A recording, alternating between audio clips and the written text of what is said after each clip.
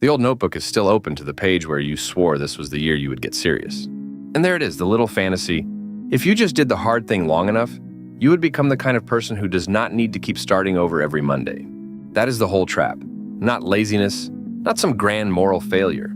Just the weird and very human habit of spending hours on the part that already flatters you. You keep polishing the brushstrokes you can already do, then act surprised when your life does not turn into a different species of life. We love the clean story because it sounds noble. 10,000 hours. Very dignified, very monk-like. Very convenient for people who want a number that absolves them from looking at what those hours were actually made of. The phrase itself has had a little too much coffee and a few too many posters made of it. It behaves like a law of nature. It is not. Research from Erickson and Kramp at Florida State University, the study behind the number, found that the best violinists had logged about 2,500 more practice hours than the good ones, based on self-reports. Then the thing got rerun in 2019, and the gap was gone.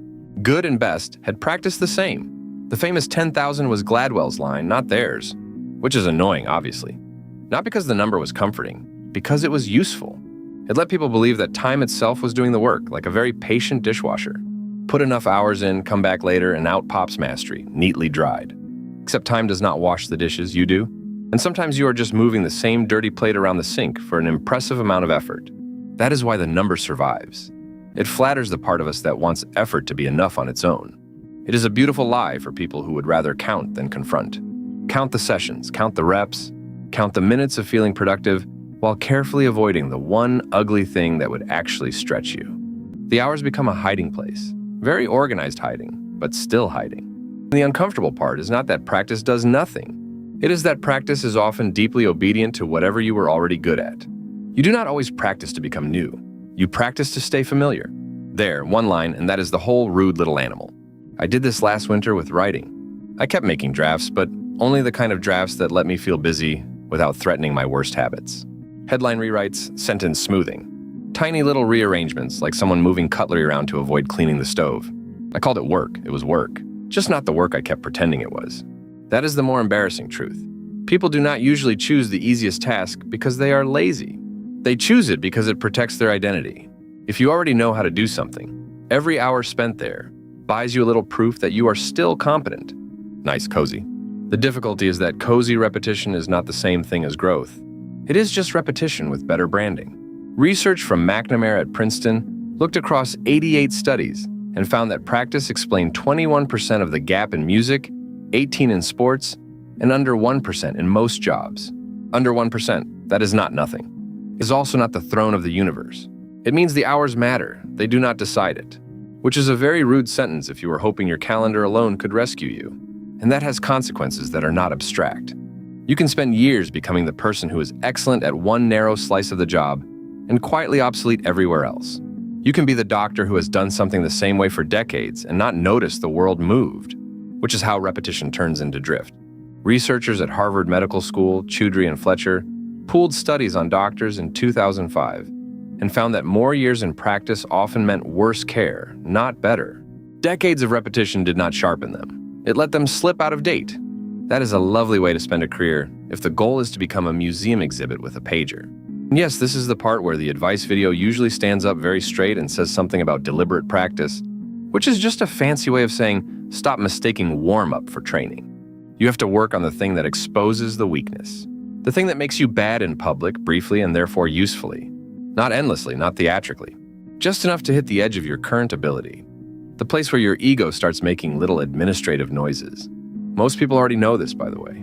They can feel it when they are avoiding the exact task that would actually move them. They are the one opening the spreadsheet, the course, the instrument case, the blank document, and then somehow spending 40 minutes making the folder structure emotionally acceptable.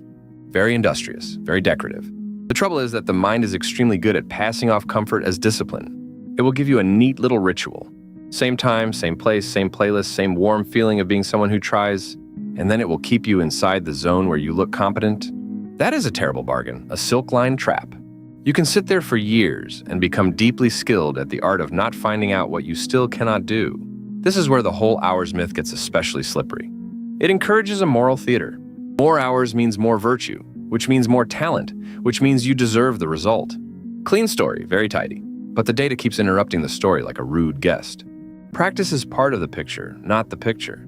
In music, it explains some of the gap.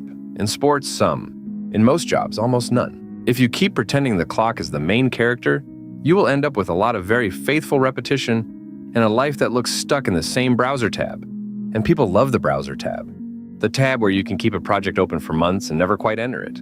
The tab where you are forever working on it, not doing, working on. There's always a noble sentence attached to that kind of delay. I am building consistency. I am laying the groundwork. I am respecting the process, sure, sometimes. Other times you're just feeding the parts of yourself that already know how to eat. The strange thing is that this can look like dedication from the outside. Long hours, serious face, maybe even a little exhaustion, which always gets promoted beyond its station. But the outcome tells on it. You see the same plateau, the same errors, the same embarrassingly small progress relative to the time spent. That is usually not a lack of effort problem. It is a target problem. You kept hitting the comfortable edge and calling it the wall. So what does change then? Not more pain for the sake of pain. That would just be another very fashionable way to be foolish. The useful move is smaller and meaner than that. Pick the task that you can almost do and make yourself spend a little time there before you are ready to be efficient. If you only ever practice what feels smooth, your life becomes a showroom for your existing skill set. If you spend even a little time on the ugly edge, the one that makes you slow and clumsy and slightly offended, then the hours start meaning something again. And I know, that sounds like the sort of sentence that gets embroidered on a pillow and then ignored by the person who bought it. But the point is very plain. You do not need to become heroic. You need to stop confusing repetition with pressure. They are not cousins, they barely speak. There's also a cost to staying in the safe lane that shows up in less dramatic ways. You become the person everybody comes to for the same narrow thing, which is flattering until it becomes a cage. You can lose jobs because your competence is old, not current. You can keep getting passed over because people sense accurately that you are reliable but not evolving. And you can be very busy while your skill is quietly aging in place. Like fruit on a counter nobody remembers buying. The funny part, if there is one, is that this is often easier to see in other people. Their little practice routines, their same 3 strengths. Their one talent that has been polished so hard it reflects light. We can spot the trap in them instantly. In ourselves, it is called a system. That is why the hour story is so seductive. It lets the ego stay well fed. Put in enough time and the ego gets to say, look how disciplined we are. Look how serious. Meanwhile, the actual learning is happening somewhere much less flattering, probably in the corner, wearing yesterday's clothes. The wrong kind of practice is not dramatic. It is painfully ordinary. One more session of the thing you already do well. One more comfortable rep. One more lap around the same little track. Real growth is less glamorous and less stable. It is more like trying to write with your non-dominant hand for a while, and realizing, with deep irritation, that this is apparently your life now. Not forever, just long enough to stop kidding yourself. First few minutes are ugly. Good, they should be. If it feels elegant immediately, you are probably back in the showroom. And there is a cost on the other side too, the one nobody advertises because it ruins the poster. The cost is being seen while you are bad at something, slightly exposed, slightly behind. That is the tax. That is what the hours were always buying or refusing to buy. Not mastery. Tolerance for the part where mastery is not yet available. The ability to stay in the room when the room is not flattering you. That is also why some people seem to improve and others just age with better tools. The first group keeps reaching for the edge. The second group keeps rehearsing the part that already sounds like them. They do not look lazy, that is the infuriating part. They look dedicated. They are dedicated, just to the wrong threshold. So the next time the number comes up, all saintly and simplified, remember what it left out. The hours were never the miracle, the friction was. The part where you got out of the comfortable groove and made yourself touch the thing that did not come naturally. That is the work, not the count. The discomfort, the boring, humiliating, useful discomfort. And if you do not do that, you can still fill a notebook with plans and a calendar with practice blocks and a life with the feeling of almost. The page will stay open. The pencil will be there.